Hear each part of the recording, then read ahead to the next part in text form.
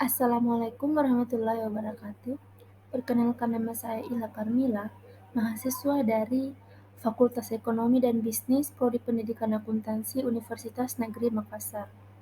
Kelas B dengan NIM 2109025020020 dari kelompok 2. Maksud dan tujuan saya membuat video ini adalah untuk memenuhi tugas mata kuliah kewirausahaan, di mana tugas tersebut merupakan tugas ulangan akhir semester atau biasa dibilang dengan UAS.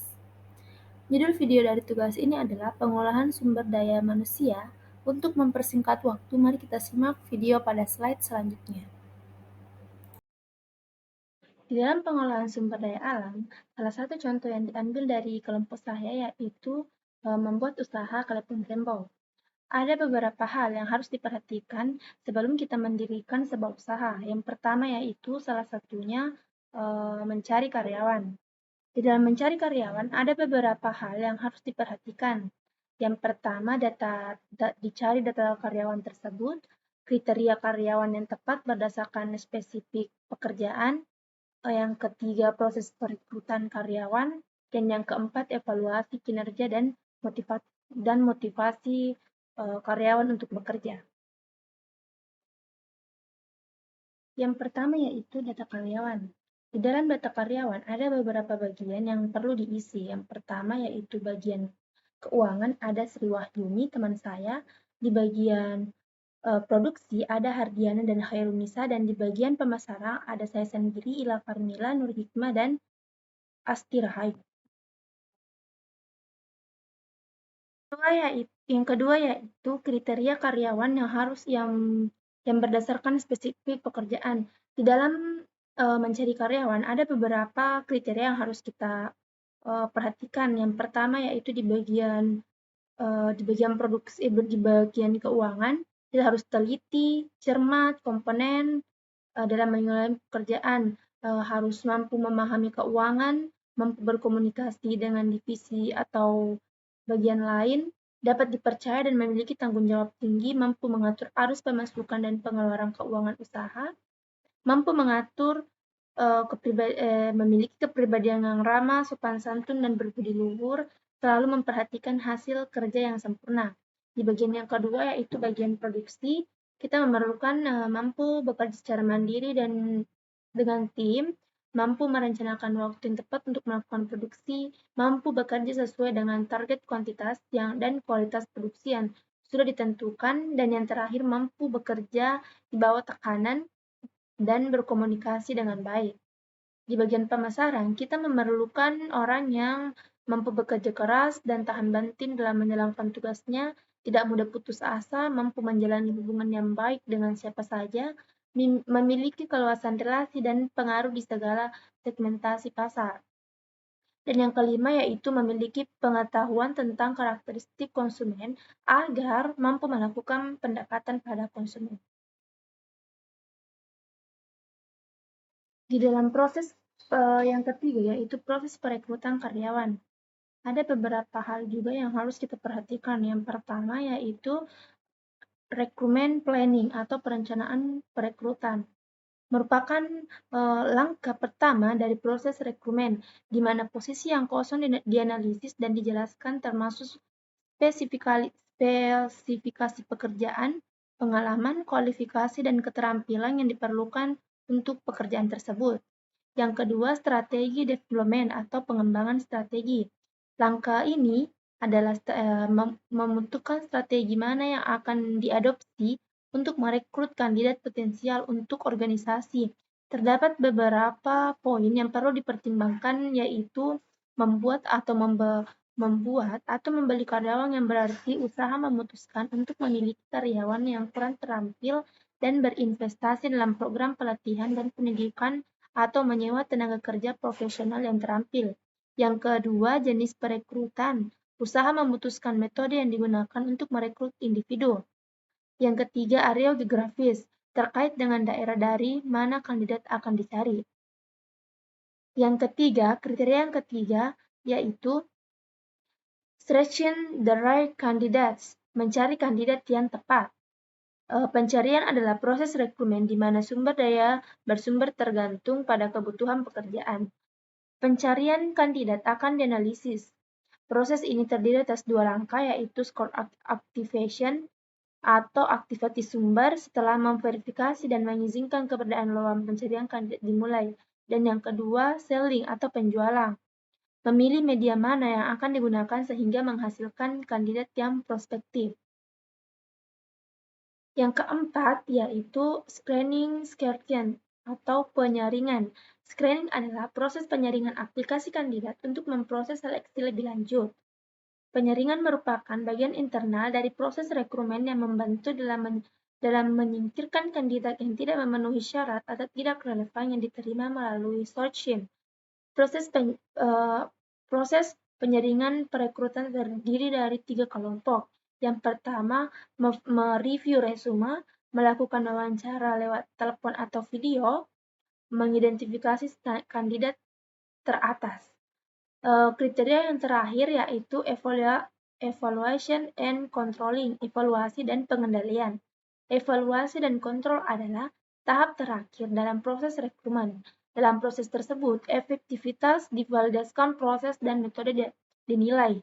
Rekrutmen adalah proses yang mahal, oleh karena itu bahwa kinerja proses rekrutmen dievaluasi secara menyeluruh. Nah, materi yang terakhir yaitu evaluasi kinerja yang memotivasi karyawan untuk bekerja. Yang pertama, langkah yang perlu dilakukan dalam mengadakan evaluasi kinerja, yaitu lakukan evaluasi kerja sesuai kebutuhan. Evaluasi kinerja karyawan biasanya dilakukan sebanyak 1-2 kali setiap tahun. Yang terpenting, evaluasi tersebut harus secara rutin dan konsisten. Yang kedua, menyiapkan bahan untuk melakukan evaluasi. Dalam melakukan evaluasi itu perlu persiapan yang sesuai dengan fakta dan penilaian yang dilakukan bersifat kredibel atau dapat dipertanggungjawabkan. Yang ketiga, membuat sistem penilaian yang terstruktur. Cari tahu dulu bagaimana seberapa produktif karyawan tersebut dari hari ke hari. Seperti pada divisi pemasaran, kinerja mereka dinilai dari seberapa efektif metode marketing yang digunakan atau seberapa banyak peningkatan penjualan produknya di setiap harinya. Yang keempat, lakukan evaluasi dengan menanyakan pada atasan divisi terkait. Satu hal yang penting untuk digarisbawahi adalah penilaian kinerja karyawan harus dilakukan secara objektif dan bukan karena dilandasi oleh masalah pribadi. Tetap berlaku profesional adalah kunci dari evaluasi kinerja yang baik dalam berwirausaha. Yang kelima yaitu lakukan diskusi karyawan terkait. Melakukan diskusi face-to-face dengan karyawan yang akan dinilai kinerjanya ini biasanya dilakukan oleh atasan dari divisi terkait. Keduanya akan menyampaikan penilaian mengenai bagiannya kinerja dari karyawan tersebut. Apabila karyawan tersebut memiliki kinerja yang buruk dalam perusahaan, maka sampaikanlah dengan bahasa yang halus dan sopan. Hindari menggunakan penyampaian yang terlalu menggebu-gebu atau emosional karena hal tersebut dapat menyinggung perasaan karyawan. Yang terakhir yaitu lakukan tindak lanjut setelah evaluasi. Tujuan dari dilakukannya evaluasi kinerja karyawan adalah untuk mengidentifikasi kekurangan dari karyawan tersebut dan mencarikannya solusi yang terbaik. Selain itu, penilaian ini juga dilakukan untuk mengenali kelebihan dari karyawan yang bersangkutan agar lebih ditingkatkan di masa yang akan mendatang. Pihak atasan divisi harus melakukan diskusi lebih lanjut mengenai karyawan tersebut kepada atasannya. Cari tahu dulu langkah seperti apa yang sebaiknya dilakukan oleh karyawan yang bersangkutan agar tidak produktif dan memaksimalkan potensinya. Jangan lupa juga untuk memberikan kritik dan saran yang membangun untuk karyawan agar mereka lebih bersemangat dan terpacu dalam kinerjanya. Yang kedua yaitu langkah-langkah yang dilakukan untuk meningkatkan motivasi karyawan. Ada beberapa langkah, yaitu tingkatkan motivasi kinerja melalui training. Terkadang Mengakui sebuah pekerjaan yang sama setiap harinya membuat sebagian besar karyawan merasa jenuh dan bosan. Untuk mengembalikan motivasi karyawan, kita perlu melakukan training khusus bagi para karyawan, misalnya saja mengadakan pelatihan untuk meningkatkan keterampilan kinerja mereka. Yang kedua, berikan reward bagi karyawan yang berprestasi. Tidak ada salahnya jika kita memberikan reward khusus bagi karyawan yang berprestasi, bisa berupa bonus atau intensif, maupun berupa hadiah-hadiah kecil yang bisa memiliki ucapan terima kasih perusahaan atas prestasi para karyawan, sehingga karyawan tersebut bisa lebih bersemangat dalam bekerja. Yang ketiga, lakukan pendekatan untuk mengoptimalkan kinerja karyawan. Sebagai pemimpin perusahaan, kita juga perlu melakukan pendekatan pada para karyawan. Bila perlu, kenali lebih dalam dan kenali kelebihan dan kekurangan para karyawan yang dimiliki masing-masing, sebab hal tersebut akan memudahkan kita untuk mengevaluasi perkembangan setiap karyawan. Yang terakhir yaitu adakan kegiatan khusus untuk membangun kekeluargaan antara karyawan dan perusahaan. Membangun kekurangan antara pihak karyawan dan memiliki usaha menjadi langkah jitu untuk meningkatkan motivasi kerja karyawan. Demikianlah presentasi singkat yang sempat saya sampaikan pada siang hari ini. Mohon maaf jika ada salah kata atau jika ada salah penulisan di dalam presentasi saya tersebut, karena kita manusia tidak luput dari kesalahan dan kehilafan.